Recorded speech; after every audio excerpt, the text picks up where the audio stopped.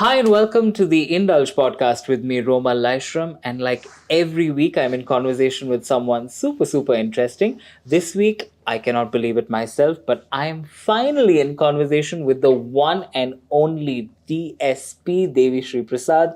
Welcome to our show. Thank you Thank so you, much. sir. Thank you. And first of all, thank you for your love and your patience. I am so And happy that we finally get to talk to you. You My know, pleasure. I should tell our viewers that I've been trying to have a conversation with him for the last 3 years. Oh my So we God. finally get to have him on camera. I'm going to ask him everything that I have I'm to. honored. Thank you. So let's start from the very beginning. First of all, amazing releases, Pushpa followed by Tandel. You're rocking it. Thank you. You are literally, I think, the sound of the Telugu audiences. And you've done so much work in Tamil also. We also know you've done a little bit of Hindi and you had a Bengali release at one point of time. But we'll talk about that later. Okay. Let's start with the first question, which everyone wants to know, DSP. How did you get into music? Okay, so the toughest question first. Yes, let's finish it off. Yeah, I feel that actually this is kind of a very interesting question, but yet I think no artist will ever know how they actually got into art. Okay. And that's the beauty of art, I feel. True. The minute you know when you wanted to do it and when you got into it, I think it becomes more of a degree or more of an education than art form. True. You're right. True. So you want to study a particular subject or study a particular whatever, like you want to become a doctor, you want to become an engineer, you want to become whatever. You know that okay, at this part of my life, in this college, at this time I should.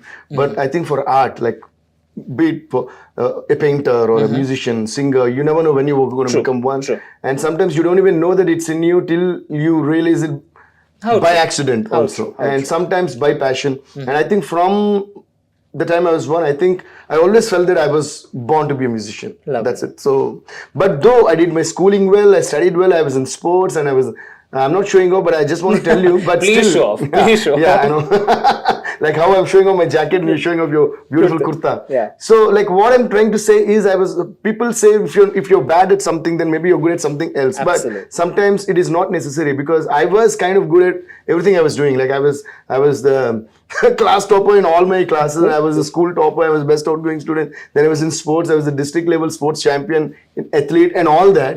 But why I'm saying this is when you're bad at everything, you'll know what your passion is. But I was kind of being good at everything, but still I knew what my passion was. Because when the same in school, when the same competition used to fall on the same day, like I used to be chosen for the district level or the state level athletics, and at the same time my school culturals for music used to come up. But all my sports teachers or teachers used to consider that state level sports is like a bigger thing because it'll help you in future. But I used to request them and choose to go and participate in a music or a dance competition and win a best dancer or a best keyboardist or something. So finally, whether you're good or bad at something is not what matters. Finally, what your heart wants to do is what matters. And if you go in search of what your heart actually wants to do, even if you're bad at it, at one point you will definitely become good and then the best at it. If you put your heart and soul into it. Such an amazing message. Immediately directing us to our next question. You spoke about dance.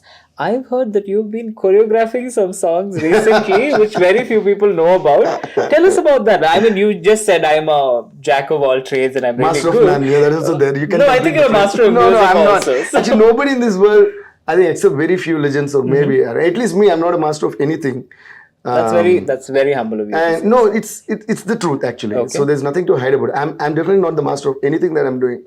And sometimes I'm worried about it, but sometimes I'm happy about it because but knowing the truth is what matters.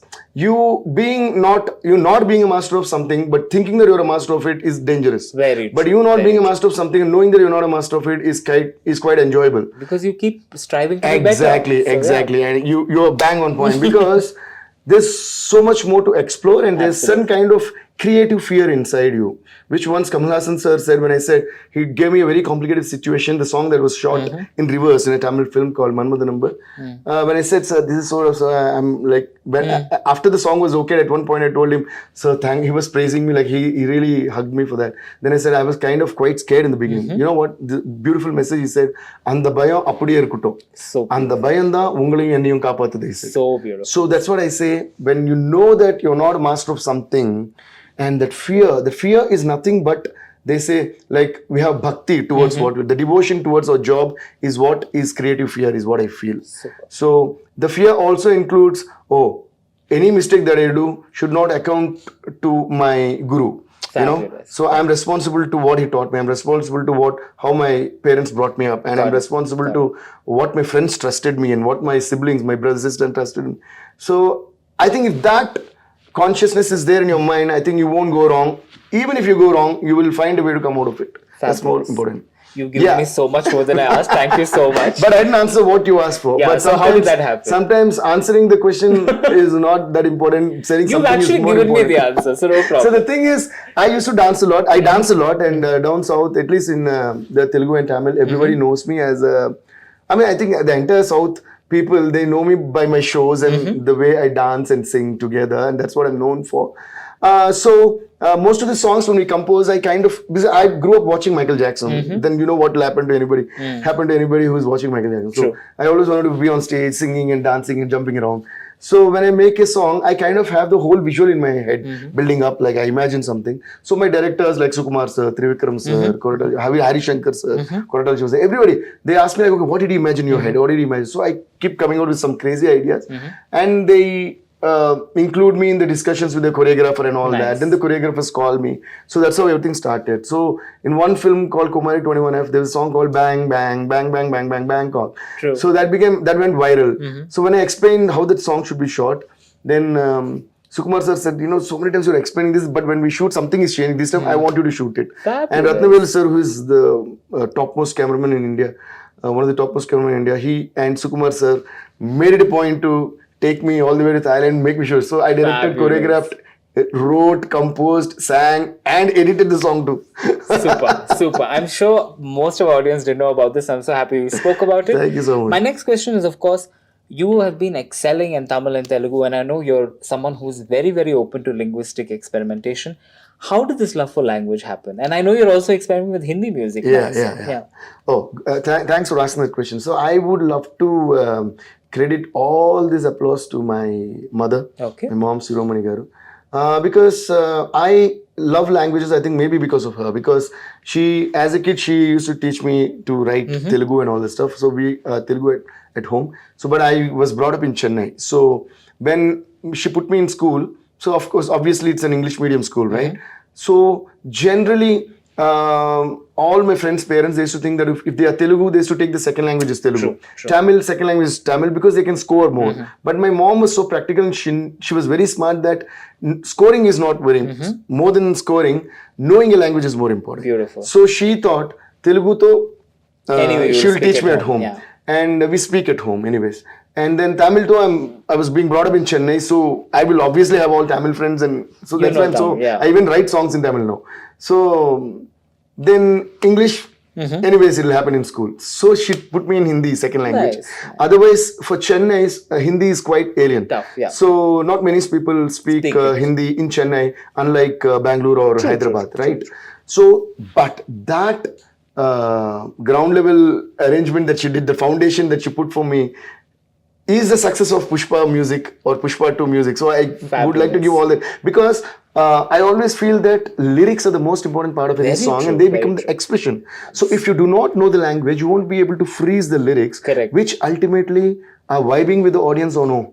If the composer does not know it, so that's why Mr. Bhushan Kumar, the dawn of Indian music labels, he asked me when I did Pushpa 1. He asked me, DSP, tell me one thing. Even one song when you do in one language, you're not able to transform the same intensity to another language. How did you do this magic in all the 5 languages?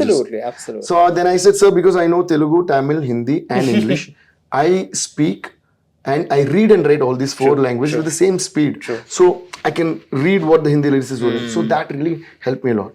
And of course, for Kannada and Malayalam, I kind of had... Kannada, more or less, we can understand. Malayalam... Then I had some translators. Nice. So I worked a lot on that. I think language, respecting a language and loving a language is the most beautiful part of making music. See, I love the sound of Bengali, though I don't understand a bit. Then I love the sound of Marathi, that folk, Bengali folk and Marathi folk sound so beautiful. They are so musical. Phonetically, they have a musical sound. So you should start enjoying the sound.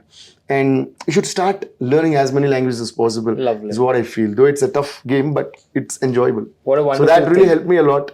I'm so happy you're saying that. It's such an important message. So even now, I kind of now since I'm in Bangalore, I'm doing a show. I'm trying to learn as much as Kannada and as possible, and I also put up my promos And it was speaking perfect. in Kannada. The Kannada was absolutely beautiful. Nobody would believe you're not a local. Thank you so much. I'm on the Indulge podcast in conversation with DSP, and now I'm going to get to the end of our conversation. Two very fast questions. First thing is, you are always dressed impeccably. Your fashion sense is amazing. Really? You're one of the few people from the music industry who take so much effort to dress up Oh my really God, well. thank you so much. So where does it come from? The inspiration, Now- the shoes, the jacket, the look. Where does it come from? Okay, all my stylist friends, please do listen to it, because all these people think that, I think mostly the stylist friends think that I'm not stylish enough. No. See, I think they think you But a have... few people gave me compliments, but Yeah. other people always give me compliments I like think you this. have your own style, so it's absolutely Yeah, cool. I think that's what matters a lot. Absolutely. And thanks a lot for saying that. Oh my God, I'm blushing and I'm like, thank you. So I don't know. I just, see, first I look for my comfort. So whatever I wear, it should be comfortable for me. So I'm not very well versed with the names of any brands or Not that I just go with the look. true. So sometimes I end up buying a 50 rupee t-shirt on a Perfect. platform, or sometimes how much ever expensive it is from a store. But only thing is I should like it. Lovely. Then when I wear it, it should be like, wow, I should feel good in it. Nice. I have, till now in my life, I've never worn anything for the sake of others to look at me. I Fabulous. think that's what style is all about. And as long as you're comfortable and as long as you can carry your truest self with you always, because your truest self, your attitude and your body and your soul in what you are is what is always carried with you. And don't forget to leave that at home. That is your real style. Fabulous. My last question to you. What can we look forward to in 2025? You've done so much. You've done choreography, you've written songs, you've composed for music. Everything is done. You've done cameos in so many movies. So what is the new thing that you're going to conquer in 2025? And what can we look forward to in the next few months? Okay, that's a good question again. So 2025 is going to be very, very interesting. So I started off in a very interesting way. There are so many things which are pending in life to do, for which I was not finding time, which I was not keeping time. Finding time is the wrong word, because this is also a good thing that I got from Kamal Hassan sir and people like Chiranjeevi sir. Once I asked Kamal Hassan sir, so how do you find time to do so many things? And the kind of movies that he made, I think for any other person it would take the entire life to make even one film like that. He said, time is always there. You have to just keep it aside. I was like, wow. It was like one slap on the face. So I always take him as an Nice. inspiration in that.